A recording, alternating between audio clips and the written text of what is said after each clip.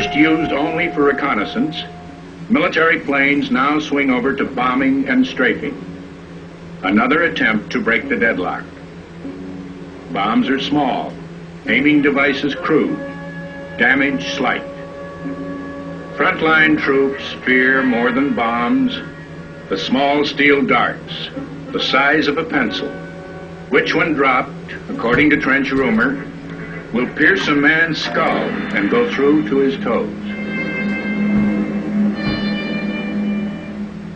Weird weapons, never before known, not again to be seen, come up for testing. Some are progenitors of arms to be used in future wars. Others look medieval.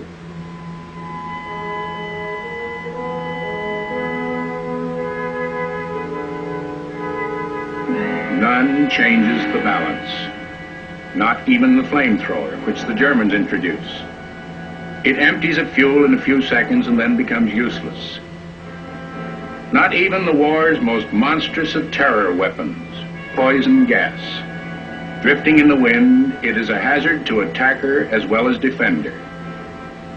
Frontline troops are taught that this is one enemy they can beat through discipline and equipment. But there will be 1 million gas casualties, 79,000 deaths. The features of man are hidden behind the mask of war.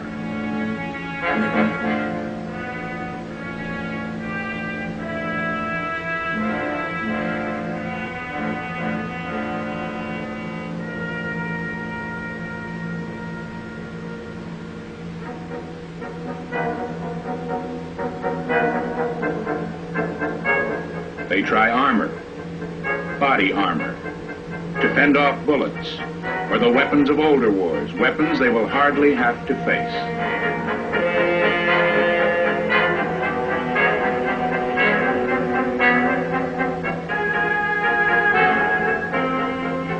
Anything to break the deadlock of the trenches. The French bring out a little monstrosity, a mobile shield to be pushed forward by a crawling man. It has no good use anytime, anywhere. A passing folly.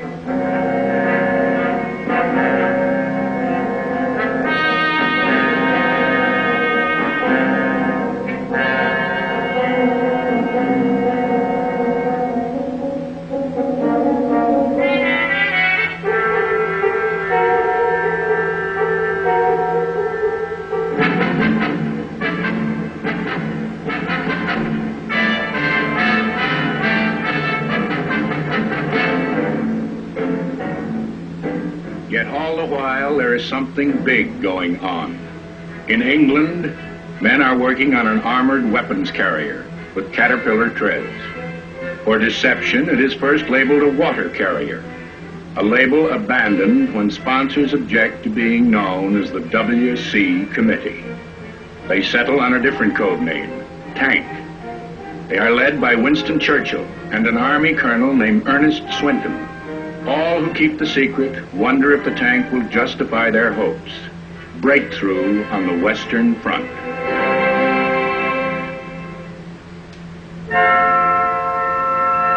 In October 1915, the first tanks are ready for field testing. The first models are awkward, lumbering, thinly plated. They crawl no faster than a man can walk, but they can traverse ditches and craters that stop any wheeled vehicle. In France, the commanders of the British Expeditionary Force are certain that they will never need them, certain they will drive the Germans from the trenches before the tanks can arrive. From all lands of the empire, they are gathering their forces for the big push.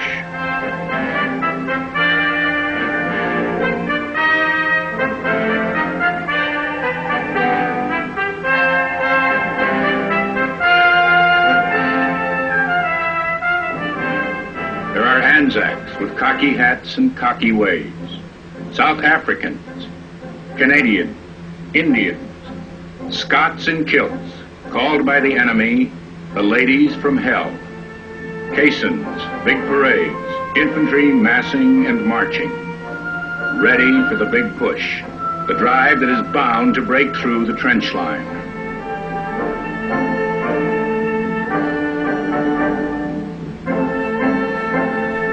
push will come in 1916 in a quiet sector, the valley of the Somme, a tranquil river in northern France. The British commander, General Sir Douglas Haig, is certain he will cut the German army in two. He will have to do it on his own. His French allies are awash in the slaughter of Verdun. Joffre, who urges the British on, can give them only nominal help. There is no cleverness to the plan. Full-length assault over an 18-mile front from both sides of the river. 6 British Corps north, 5 French divisions south. They expect to bull through. The German line is impregnably strong. The chalk hills overlooking the Allied trenches are a catacomb. Massive timbered dugouts, rebutted with concrete, electrically lighted, are serviced by underground laundries, aid stations, repair shops, and arsenals. Life is relatively good here. The Germans don't wish to be disturbed. They think it would be folly for the Allies to try. The British Army, led by General Sir Henry Rawlinson, gets squared away. 500,000 Tommies stand poised and ready. Scaling ladders are set in the front line. For 5 days, massed artillery will blast at the German positions.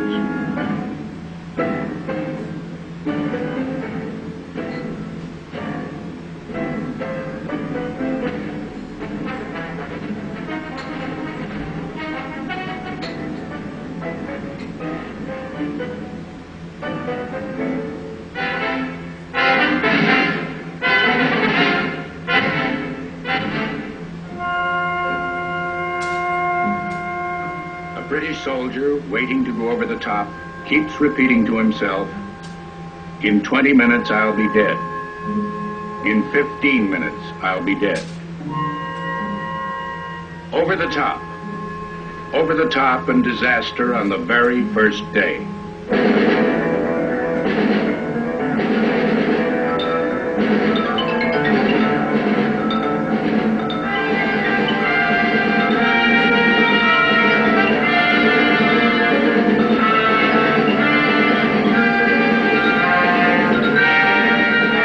Not a single significant plot of ground will be won. A few shallow penetrations, that is all.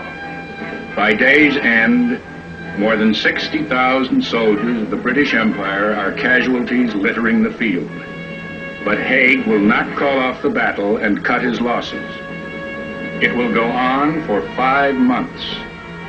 The most soulless battle in British history.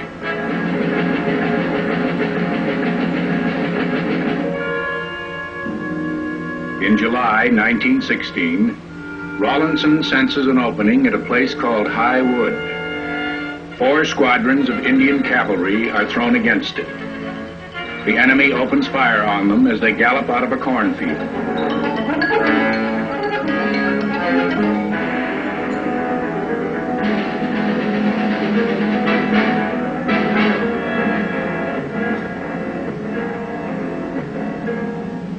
Dead horses, dead men, and none gets to High Wood. The German commander calls it some indication of the tactical knowledge of the British High Command. From the first day of battle, the German infantry counterattacks. At this, above all, they excel. They have a rhythm, a sense of timing. But on the Somme, counterattack piles their losses high.